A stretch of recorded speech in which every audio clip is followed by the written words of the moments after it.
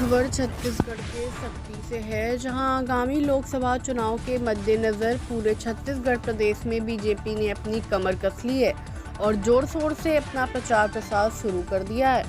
इसी कड़ी में जांजगीर लोकसभा छत्तीसगढ़ का 11 में एकमात्र अनुसूचित जाति के लिए आरक्षित सीट है, जहां पर जैजैपुर में हजारों लोगों की मौजूदगी में बीजेपी कार्यकर्ता सम्मेलन का आयोजन किया गया, जिसमें लगातार 2 बार जैजैपुर क्षेत्र के विधायक रहे केशव प्रसाद चंद्रा अपने हजारों समर्थकों के साथ बीजेपी का दामन थामा। इस दौरान बीजेपी के प्रदेश स्तर के नेताओं ने एक स्वर में पूर्व विधायक केशव चंद्रा और उनके समर्थकों का जोरदार स्वागत करते हुए बीजेपी और मोदी के योजनाओं और उपलब्धियां गिनाते हुए अपील किया कि इस बार भी लोकसभा चुनाव में बीजेपी की प्रत्याशी को ही जिताने का आह्वान किया। छत्तीसगढ़ के सक्ती से धनेश्वर साहू की रिपोर्ट। ये बताइए कि आप भारतीय जनता पार्टी किस उद्देश्य को लेकर किए हैं? भारतीय जनता पार्टी देश की सबसे बड़ी और विशाल पार्टी है। इसकी नीति और रीति सनातन के संरक्षण को लेकर है, क्योंकि अब भारत देश में हम लोग रहते हैं, हिंदू संस्कृति के मानने वाले लोग हैं और सनातन को जो संरक्षित करने का कार्य कर रहा है वो भारतीय जनता पार्टी में दिख रहा है। इसलिए आज प्रधानमंत्री नरेंद्र मोदी जी की देश के प्रति नीति से आकर्षित होकर के आज भारतीय जनता पार्टी की सदस्यता लेकर के गौरवान्वित महसूस कर रहा हूँ। इससे पहले बीएसपी में थे तो उस पार्टी ने किस उद्देश्य को लेके ज्वाइनिंग की? बीएसपी का सदस्यता ग्रहण आज तक मैंने नहीं किया है। माननीय केशव चंद्रा जी से व्यक्तिगत संबंध रहा है और चूंकि केशव चंद्रा जी बीएसपी से जुड़े हुए थे तो लोग भ्रम में थे कि बीएसपी का सदस्य रहा हूं, परंतु बीएसपी का सदस्य आज तक मैं नहीं रहा। और तो जोगी कांग्रेस के सदस्य तो आप रहे हैं? जोगी कांग्रेस का सदस्य जरूर रहा हूं। अब जिस उद्देश्य को लेकर के माननीय योगी जी ने छत्तीसगढ़ का सपना देखा था, अब उन उद्देश्यों से भटकता हुआ योगी कांग्रेस उस रास्ते पर है। इसलिए योगी कांग्रेस की सदस्यता को इस्तीफा देकर के आज भारतीय जनता पार्टी की सदस्यता माननीय विधायक केशव चंद्रा जी के नेतृत्व में आज करके गौरवान्वित।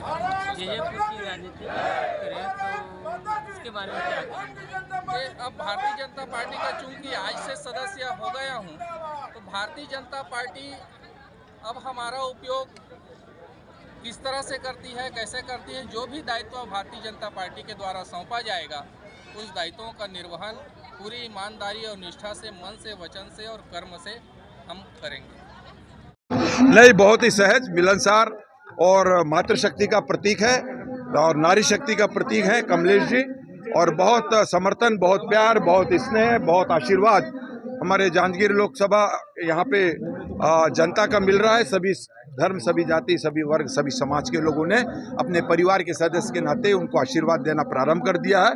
निश्चित रूप से मोदी जी की गारंटी और मोदी जी की गारंटी पे गारंटी और जिस तरह से विष्णुदेव साई जी का सुशासन इस छत्तीसगढ़ में 3 महीना में ही बोलने लगा और उस पर विश्वास करके जनता ने भारतीय जनता पार्टी का जांजगीर लोकसभा से कमल खिलाने का फैसला कर लिया है।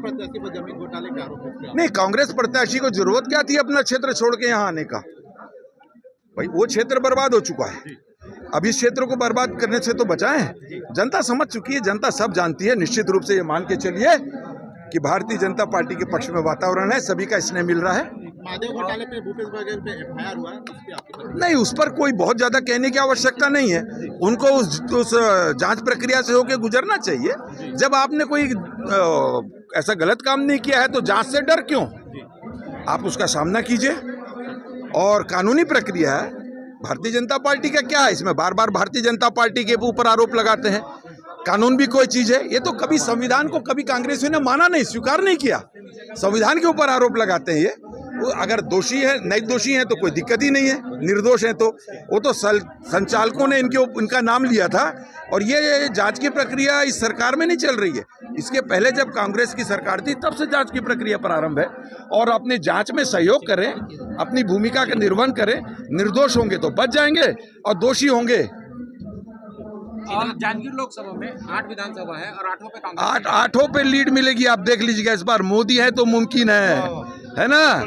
अब की बार मोदी सरकार। चलिए, थैंक यू भैया।